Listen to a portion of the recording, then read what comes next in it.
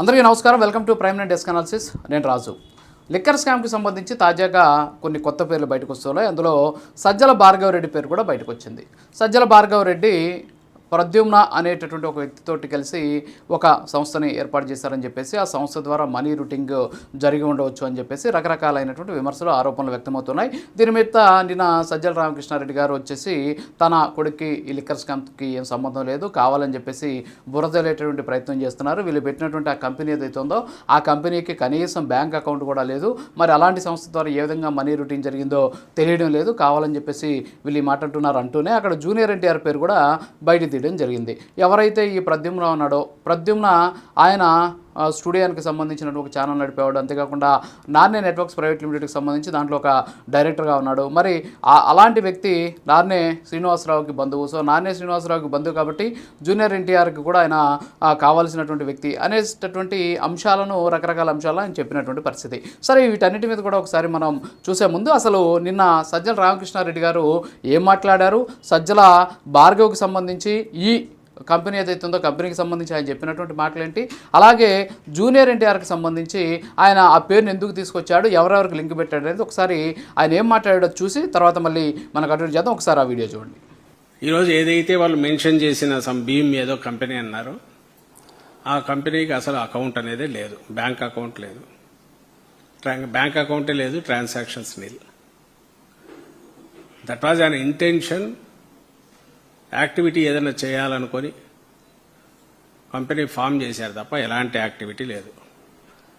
Activity లేని దాంట్లో ఈనాడులో రాసిన దాని ప్రకారం లిక్కర్ దీనికి సంబంధించిన అమౌంట్స్ అన్ని కూడా దీని ద్వారా రూట్ త్రూ చేసినట్టు నిర్ధారించుకున్నారు ప్రాథమికంగా అని రాశారు. నేను చదివినంత వరకు అకౌంట్ లేని దాని ద్వారా కంపెనీ ద్వారా ఎట్లా లిక్కర్ స్కామ్ అనబడే వీళ్ళంటున్న స్కామ్ అంటూ ఉంటే దాంట్లో నుంచి ఎటు రూట్ త్రూ చేస్తారనేది అది సింపుల్ లాజిక్. అది ఆ కంపెనీకి సంబంధించిన వ్యక్తి ప్రద్యుమ్న అనే వ్యక్తి డబ్బులకు సంబంధించినంత వరకు లిక్కర్ దాంట్లో అతని పాత్ర ఏదైనా ఉందా, ఉంటే ఏముంది, దానిలోకి ఎట్లా ఉపయోగపడినాడు అనేది అవి చూపడానికి ప్రయత్నం చేయాలా, వాటిని ఎస్టాబ్లిష్ చేయడానికి ప్రయత్నం చేయాలా. లేదు, అక్కడ ఏం దొరకట్లా. అందువల్ల నాది డబ్బు అని ఆ రోజు ఎప్పుడైతే పట్టుబడిన, ఎన్నికలకు ముందు పట్టుబడిన రోజే అర్ధరాత్రే, అప్పటికి కేసు లేదు, వైఎస్ఆర్సీపీ పోతుంది లేదా వాళ్ళు వస్తారనేది తెలియదు, ఆ రోజే పట్టుబడిన రోజే ఈ అమౌంట్ నాదని అతను క్లెయిమ్ చేసిన అతని మీద అతనికి సంబంధించి ఏ రకంగా ఇంక్లూడ్ చేయాలి, ఇన్వాల్వ్ చేయాలనే ఉద్దేశంతో చెవిరెడ్డి భాస్కర్ రెడ్డి అతనికి చుట్టూ ఒక కథ క్రియేట్ చేసి వాళ్ళ మధ్య లింక్ అందుంటూ ఈ ప్రద్యుమ్న దాంట్లో భార్గవ ఉన్నాడు కాబట్టి ఇది కూడా లింక్ అని చెప్తే అది ఏమి ఇన్వెస్టిగేషను? ఈ ప్రద్యుమ్న అనే వ్యక్తి ఎవరైతే ఉన్నారో ఈయన పూర్వాశ్రమంలో కానీ చాలా కాలం పాటు ఎవరు బయట ప్రపంచానికి తెలిసిందంటే స్టూడియో ఎన్ డైరెక్టర్గా, studio N Telugu channel, TV channel, news channel దాంట్లో one of the directors, active డైరెక్టర్స్గా కూడా మీడియా వాళ్ళకి చాలామందికి తెలిసి ఉంటుంది. అప్ టు 14 వరకు 12 వరకు ఎప్పుడో ఉన్నట్టున్నారు అక్కడ, తర్వాత వాళ్ళు అమ్మేసినట్టున్నారు. ఆ స్టూడియో ఛానల్ ఎవరు ప్రమోట్ చేశారనేది కూడా దాదాపు అందరికీ తెలిసి, బయట మీడియా సర్కిల్స్లో తెలుసు, బయట కూడా చాలామందికి తెలిసి ఉంటుంది. నారా లోకేష్ చేశారని. నార్నే శ్రీనివాసరావు, ప్రద్యుమ్న అనేవాళ్ళు ఇచ్చేస్తే నార్నే శ్రీనివాసరావు ప్రధాన ప్రమోటర్గా, ప్రద్యుమ్న అనే యాక్టివ్ డైరెక్టర్గా దాంట్లో ఉండి స్టూడియో ఛానల్ మొదలైంది. అంటే ఎవరికైనా క్లోజ్నెస్ అంటే వాళ్ళకు ఉండాలి. నారా లోకేష్ కూడా అతను క్లోజ్ అయి ఉంటేనే అది మొదలై ఉంటుంది ప్రద్యుమ్న అనే వ్యక్తి. దానికి సంబంధించి ఆ తర్వాత జూనియర్ ఎన్టీఆర్, నార్నే శ్రీనివాసరావు గారు ఆయన కుమార్తెను చేసుకున్న తర్వాత వీళ్ళు దాని నుంచి వాళ్ళ మధ్య విభేదాలు రావడం ఏదో జరగడం, ఇదంతా హిస్టరీ ఉన్నట్టుంది. దానికి సంబంధించిన ఆధారాలు ఉన్నాయి. ఇవి పట్టుకుని ఒక కథ అల్లొచ్చు కావాలంటే. ఎస్, ఆ వీడియో చూసాం కదా. అందులో సజ్జల రామకృష్ణారెడ్డి గారు చాలా క్లారిటీగా, చాలా క్లియర్గా చెప్పడం జరుగుతుంది. ఏంటి అంటే సజ్జల భార్గవ్కి కేసుకు సంబంధం లేదు, కావాలని చెప్పేసి బురదలేటటువంటి ప్రయత్నం చేస్తూ ఉన్నారు. అసలు ఆ కంపెనీకి బ్యాంక్ అకౌంట్ కూడా లేదు. అంతేకాకుండా జూనియర్ ఎన్టీఆర్కి సంబంధించి కూడా లోకేష్కి కూడా ఈ ఎవరైతే ఈ ప్రద్యుమ్న చంద్రపాటి తోటి సంబంధం ఉంది, లేకపోతే పరిచయాలు ఉన్నాయని చెప్పేసి ఆయన చెప్పేటువంటి ప్రయత్నం చేశారు. సరే, వీటి గురించి మనం మాట్లాడితే వాస్తవంగా BHEIM అంటే భీమ్ అనేటటువంటి భీమ్ స్పేసెస్ ఎల్ఎల్పి అనే పేరుతోటి ఒక సంస్థ ఏర్పాటైంది. ఎప్పుడు అది ఏర్పాటైందంటే డిసెంబర్ 7, 2021లో ఏర్పాటైంది. దీనికి డైరెక్టర్లుగా సజ్జల భార్గవరెడ్డి, అలాగే చంద్రపాటి ప్రద్యుమ్న, అలాగే చెవిరెడ్డి మోహిత్ రెడ్డి, ఈ ముగ్గురు కలిసి ఈ కంపెనీని 2021లో స్టార్ట్ చేశారు. ఎల్ఎల్పి అంటే ఏంటి అంటే లిమిటెడ్ లయబిలిటీ పార్ట్నర్షిప్ అంటాం. అంటే వీళ్ళు ఎంతైతే ఆ కంపెనీలో పెట్టుబడి పెడతారో దానికి మాత్రమే వీళ్ళు బాధ్యతగా ఉంటారు. అంతేగాని అది లాస్ అయితే ఈయన సొంత ఆస్తులు తీసుకొచ్చి అక్కడ పెట్టడానికి లేదు. ఎంతైతే పెట్టుబడి పెడతారో దాన్ని పెట్టి ఎల్ఎల్పి అంటాం అనమాట. సో ఈ ఎల్ఎల్పిని స్టార్ట్ చేశారు. ఈ ఎల్ఎల్పిని స్టార్ట్ చేసిన తర్వాత ఇప్పుడు ఈ పేరు బయటకు వచ్చింది. సో కాబట్టి ఈ చంద్రపాటి ప్రద్యుమ్న ఎవరైతే ఉన్నారో, ఈ చంద్రపాటి ప్రద్యుమ్న గతంలో ఎన్నికల టైంలో మనకి తెలిసే ఉంటుంది, ఒక ప్రాంతంలో దాదాపు 8 కోట్లకు పైచీలకు అప్పట్లో డబ్బులు పట్టుకున్నారు. ఎన్టీఆర్ జిల్లా గరికపాడు చెక్పోస్ట్ దగ్గర 8,37,00,000 రూపాయలు పట్టుబడిన రోజే ఈ ప్రద్యుమ్న అనే ఆయన ఆ డబ్బు నాదే అని చెప్పేసి అప్పట్లో కోర్టులో ఫైల్ కూడా చేసినటువంటి పరిస్థితి. ఆ తర్వాత మద్యం కేసు రావడం, మద్యం కేసుకి సంబంధించి సిట్టు విచారణ చేస్తున్నటువంటి నేపథ్యంలో ఆ గరికపాడు చెక్పోస్ట్ దగ్గర పట్టుబడినటువంటి డబ్బు ఏదైతే ఉందో ఇది చెవిరెడ్డి భాస్కర్ రెడ్డి ఒంగోలులో ఆయన పోటీ చేసేటువంటి సందర్భంలో ఆయన ఎన్నికల కోసం తరలిస్తున్నటువంటి డబ్బుగా వాళ్ళు గుర్తించినట్టు కూడా తెలుస్తుంది. సో గుర్తించినటువంటి నేపథ్యంలో ఎవరైతే ప్రద్యుమ్న ఇది నాదని చెప్పాడు కాబట్టి సో మనీ లిక్కర్ సొమ్ముని ఈ విధంగా రూట్ చేసేదానికి ఈ ప్రద్యుమ్న అక్కడ ఉపయోగపడ్డారు అనేటటువంటి కోణంలో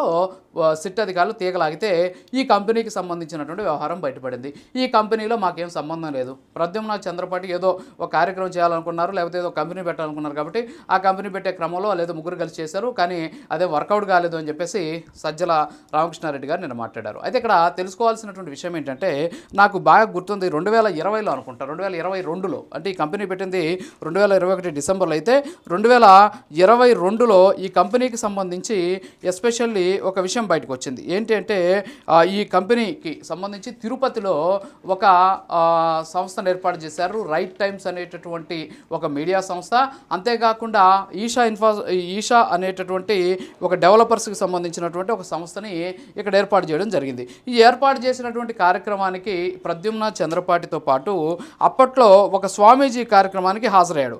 ఈ స్వామీజీ హాజరు కావడంతో పాటు స్వామీజీతో పాటు అక్కడికి ఈ సజ్జల భార్గవ్ కూడా ఆ కార్యక్రమానికి వచ్చాడు, చెవిరెడ్డి భాస్కర్ రెడ్డి కూడా హాజరయ్యారు. అంటే ఆ రోజు తిరుపతిలో బిల్డర్స్ పేరుతోటి వీళ్ళు ఒక వ్యాపారం చేసేందుకు పేరేమో ఏం పెట్టారు, భీమ్ ఎల్ఎల్పి అని, భీమ్ స్పేసెస్ ఎల్ఎల్పి అనేసి పేరు పెట్టి తద్వారా మనీ రూటింగ్ చేయాలనుకున్నారో ఏమో తెలియదు. కానీ సో వీళ్ళ ముగ్గురు మాత్రం ఒకటైన మాట వాస్తవమే.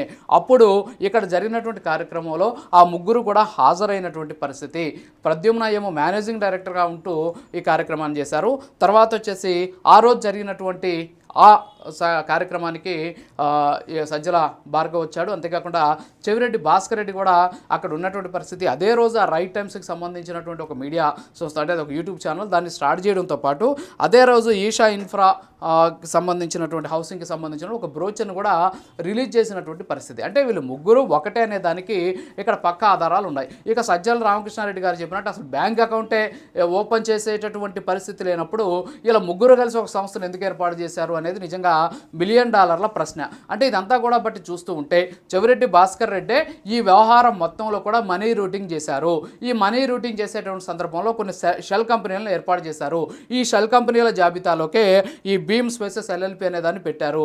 అందులో ఈ ముగ్గురు పేర్లతో వీళ్ళు ముగ్గురు డైరెక్టర్లుగా అందులో ఉన్నారు అనేటటువంటి అనుమానాన్ని సిట్ వ్యక్తం చేస్తుంది. దాని మీద విచారణ అయితే జరుగుతుంది. సో ఈ లోపల బయటకు వచ్చేసి అసలు దానికి బ్యాంక్ అకౌంటే లేదు, దానికి ₹1 కూడా డబ్బులు అకౌంట్లో పడలేదు అని చెప్పి చెప్పడం ఎంతవరకు కరెక్టో తెలియదు. అంటే వీళ్ళు ముగ్గురేం చిన్నటోళ్ళు కాదు, అంటే సాధారణమైనటువంటి వ్యక్తులు కాదు, ఒక ఉన్నతమైనటువంటి వాళ్ళ బిజినెస్లో ఆరితేరిన వాళ్ళు. మరి ఇంత బిజినెస్లో ఆరితేరిన వాళ్ళు బ్యాంక్ అకౌంట్ కూడా ఓపెన్ చేయకుండా ఒక కంపెనీని స్థాపించడానికి ప్రయత్నించి కంపెనీని స్థాపించారంటే దాని వెనక ఉన్నటువంటి ఆంతర్యం ఏంటి, దానికి కూడా సమాధానం చెప్పాలి కదా సార్. మరి దీన్ని తీసుకెళ్ళి నారా లోకేష్కి ప్రద్యుమ్న చంద్రపాటి అప్పట్లో స్టూడియోకి సంబంధించిన వ్యవహారాలు కూడా చెప్తాను. నాకు తెలిసి నారా లోకేష్ గారితో అది 2010 11 మధ్యలో మాత్రమే ఉంది. అప్పటి వరకు ప్రద్యుమ్న అనేటటువంటి వ్యక్తికి స్టూడియోకి ఎలాంటి సంబంధం లేదు. అప్పుడు నాన్నయ్య శ్రీనివాసరావు గారు అలాగే ప్రద్యుమ్న చంద్రపాటి ఇద్దరు కూడా బయట ఉండి నారా లోకేష్ గారికి ఆ ఛానల్ అప్పగిచ్చారు. ఆయన 2010లో మాత్రమే 2009-10లో మాత్రమే దాన్ని యాక్టివ్గా నడిపారు. ఆ తర్వాత ఏదో విభేదాల కారణంగా మళ్ళీ వాళ్ళకి ఇచ్చేసినటువంటి పరిస్థితి. సో విభేదాలు అనేది ఈ నార్నే శ్రీనివాసరావు తోటి ఉన్నాయనే దానికి స్టూడియోని రిటర్న్ ఇవ్వడమే అక్కడ స్పష్టంగా కనిపిస్తున్నటువంటి సాక్ష్యం. మరి ఈయనతోటి ముగ్గురు కలిపి కంపెనీ పెట్టినట్టే ఏకంగా సాక్ష్యాలు ఉన్నాయి. ఆయన చేసినటువంటి కార్యక్రమానికి, ఆయన ప్రారంభించినటువంటి స్టూడియోకి, ఆయన రిలీజ్ చేసినటువంటి బ్రోచర్కి ఈ ఒక స్వామీజీతో పాటు ఈ ముగ్గురు కూడా హాజరైనటువంటి పరిస్థితి. మరి ఈ స్థాయిలో ఒక రకమైనటువంటి అంటే కళ్ళ ముందు కనిపిస్తున్నా సరే అసలు ఏమీ జరగలేదు, లేకపోతే వాళ్ళు ఏదో కావాలని ఏదో ఒకటి పెట్టారు, ఏదో చేయాలనే ఉద్దేశంతో పెట్టారు అని చెప్పేసి రకరకాలైనటువంటి మాటలు పెడుతున్నారు. కళ్ళ ముందు కనిపిస్తున్నటువంటి విషయం అసలు కంపెనీ ఎందుకు స్టార్ట్ చేశారు, ఈ ఏదైతే నేను ఇందాక చెప్తూ ఉన్నటువంటి ఈ బీమ్ స్పేసెస్ ఎల్ఎల్పి అనే దాన్ని ఎందుకు స్టార్ట్ చేయాల్సి వచ్చింది, స్టార్ట్ చేసిన తర్వాత బ్యాంక్ అకౌంట్ కూడా ఎందుకు ఓపెన్ చేయలేకపోయారు అంటే మరి ఇప్పుడు కొంతమంది అంటే కొత్తగా కంపెనీలు స్టార్ట్ చేసే వాళ్ళైతే ఓకే సరే ఏదో కంపెనీ ఓపెన్ చేశారు నడవలేదో లేకపోతే ఇంకోదో కారణం చేత మూతపడింది అనేసి. సో వీళ్ళు కంపెనీ రిజిస్ట్రార్ ఆఫ్ కంపెనీస్ దగ్గర ఒకే రోజు వీళ్ళంతా కూడా December 7, 2021 తేదీ ముగ్గురు కూడా ఒకే రోజు డైరెక్టర్లుగా ఎవరెవరు సజ్జల భార్గవ్, ప్రద్యుమ్న చంద్రపాటి, చివరి మోహిత్ రెడ్డి. సో వీళ్ళు ముగ్గురు ఒకే రోజు డైరెక్టర్గా అందులో జాయిన్ అయినటువంటి పరిస్థితి. జాయినింగ్ డేట్ కూడా మనం చూపిస్తే ఇప్పుడు ఆ విజువల్లో చూస్తున్నారు మీరు. సో ఆ జాయినింగ్ డేట్ని చూస్తే మనం ఈ టైంలో వాళ్ళు జాయిన్ అయినటువంటి సిచ్యువేషన్ ఉంది. మరి ఇంత పకడ్బందీగా ఉంటే అయితే ఇక్కడ లిక్కర్ మనీ రూట్ అయిందా లేదా అనేటటువంటి దానికి సాక్ష్యాలు లేవు. అది సిట్టు సేకరిస్తుంది. ఎందుకంటే ఇక్కడ ఎక్కడ లింక్ వచ్చింది అంటే గరికవాడ చెక్ పోస్ట్ దగ్గర పట్టుబడినటువంటి డబ్బు నాది అని ప్రద్యుమ్న చంద్రపాటి అప్పుడే క్లెయిమ్ చేయడం, ఆ తర్వాత ఆ డబ్బు లిక్కర్ స్కామ్ ద్వారా రూటింగ్ కాబడింది అని చెప్పేసి సిట్టు దాన్ని నిర్ధారించడం. సో దీన్ని బట్టి చూస్తుంటే లిక్కర్ స్కామ్ తోటి ప్రద్యుమ్న చంద్రపాటికి లింకులు ఉన్నాయి అనేది ఈ గరికపాడు చెక్ పోస్ట్ దగ్గర దొరికినటువంటి డబ్బు ద్వారా మనకు అర్థమవుతుంది. సో ఈయనతో లింక్ ఎవరికి ఉంది అంటే వీళ్ళిద్దరు అంటే చెవిరెడ్డి భాస్కర్ రెడ్డి ఆల్రెడీ ఆ డబ్బుతోటి ముడిపడి ఉంది కాబట్టి ఆయనే మనీ రూటింగ్ చేశారు కాబట్టి ఆయన కొడుకున్నాడు. మరి సజ్జల భార్గవ రెడ్డి కూడా ఆయనతో కలిపి ఒక కంపెనీ ఏర్పాటు చేశారు కాబట్టి వీళ్ళకు ఉన్నటువంటి లింక్ ఏంటి అనేటటువంటి అంశం మీద ఇప్పుడు సిట్టు విచారణ కొనసాగుతూ ఉన్నటువంటి పరిస్థితి. ఖచ్చితంగా వాస్తవాలు బయటకు వచ్చేస్తాయి. తిరుపతిలో ఎన్ని భూములు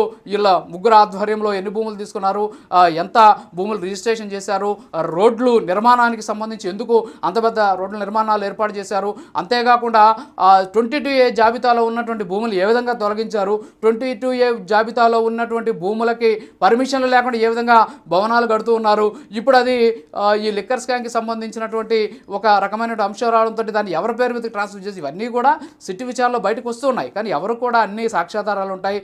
మనం మర్చిపోయినా సరే అదేదో అన్నట్టు గూగుల్ మాత్రం మర్చిపోదు. సో గూగుల్ అన్నీ కూడా ఉంటాయి కాబట్టి ఖచ్చితంగా ప్రతి ఒక్క సాక్ష్యాధారాలు బయటకు వస్తూ ఉన్నటువంటి పరిస్థితి. ఇప్పటికే సిట్టు దీని మీద దర్యాప్తుని వేగవంతం చేసినటువంటి పరిస్థితి. కాబట్టి దీంట్లో జూనియర్ ఎన్టీఆర్ పేరునో లేకపోతే నారా లోకేష్ పేరునో తీసుకొచ్చేసి డైవర్ట్ చేసేటటువంటి ప్రయత్నం చేయకుండా వాస్తవాలు గ్రహిస్తే బాగుంటుందని తెలియజేస్తూ ఇది వాళ్ళ డెస్క్ అనాలిసిస్. మరో ఆన్సర్ మళ్ళీ కలుద్దాం. నమస్కారం.